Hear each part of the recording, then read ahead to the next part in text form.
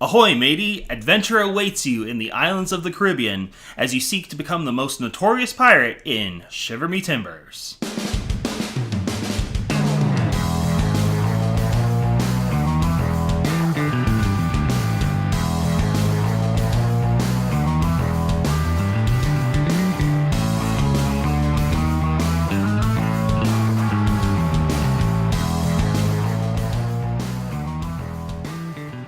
Hello and welcome to Tantrum House Studio Awesome. I'm Ryan. And I'm intern Dan, and today we're going to take a look at Shiver Me Timbers by Veldfluke Verlag and designer Michael Witkowski. I hope I'm pronouncing that correctly, but it is a 2 to 4 player game where you're sailing around trying to become the most notorious pirates in the Caribbean.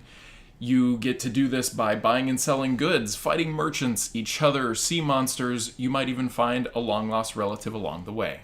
We've got our hands on the prototype, but before we dig into that, let's take a look at the cool miniature ships you get to sail around in.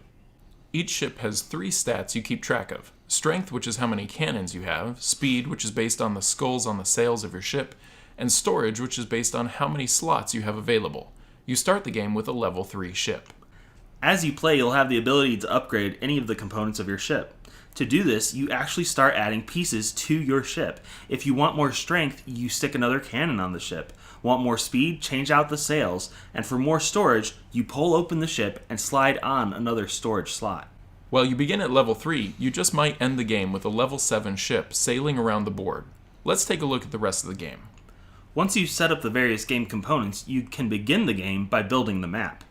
Start with 2 islands on the table connected by a long sea route. Then each player will take turns placing an island and another sea route.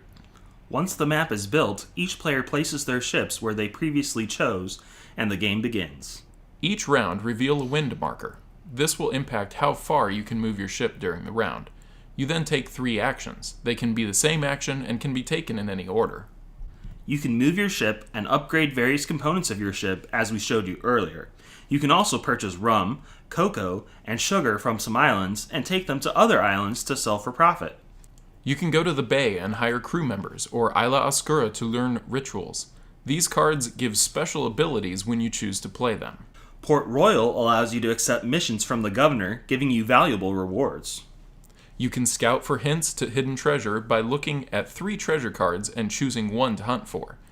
The treasure cards will tell you what island it's on, how many steps you'll have to take to find it, what bonus it gives you, and what it's worth if you sell it. To find it, you have to sail to the specified island and perform the search action. Once you've found it, you can put it on your ship, sell it, or stash it away for points in your chest. And like any good pirates, you can attack ships and fortresses. You can perform a gunfight by shooting at a merchant and damaging them to make them weaker for boarding. Or you could damage another player, causing them to remove an upgrade on their ship. You can also try to board another ship by dueling their captain. The dueling marker will start in the middle of the track and then be adjusted depending on the difference in ship strengths. Each player will take turns attacking until one pirate gets pushed off the plank, or both players pass. In that case, whichever side of the plank you're on will determine the winner. You can also fight fortresses and maybe even find and defeat a sea serpent or kraken. As part of setup, you will have set out life goals that everyone is trying to achieve. If at any point you complete a life goal, you may claim it and check to see if you met the endgame condition. The game will end when the next to last life goal has been claimed. So one thing we didn't show you is that you actually get to choose some secret life goals that you want to try and accomplish from the listed life goals. This gives you some more variability in what you're doing. And you get more points if you get those accomplished, which is kind of neat. You also get to select your own island of origin, which is going to give you different abilities to start the game. It also gives you some added strategy as you build that map, because you actually care about what islands are placed in which location. So there is a lot going on in this game. It's a lot of actions are available to you. But one thing I liked is that I didn't feel like I had to select from all 10 or however many actions there were at one time. What I was trying to do at that given time kind of dictated, well, I'm going to move, and I'm going to move again, and then I'm going to search for treasure. So from turn to turn, I felt like you weren't just overwhelmed with tons of options, but really big picture, you did have to try and think through, what am I trying to achieve throughout this whole game? I thought the art was really good, very piratey, vibrant, and colorful. It's got more of a Treasure Island type vibe than maybe Pirates of the Caribbean, I would say. So it's definitely family friendly, and I really enjoyed just being in there in the design and immersing myself in the nautical goodness. Yeah, it has a really nice table presence. The art is part of that. It just pops out at you from the table. It's pretty big when you lay the game out on the table, and again, that depends on how you're setting out the map. That could dictate how large of a table space you need. It's about a 90 to 180 minute game, and that's pretty accurate. In the games that I played, it was 2.5 hours of gameplay, but it keeps moving. You're not sitting there just waiting for something to happen most of the time. So I felt like that was a pretty good amount of time.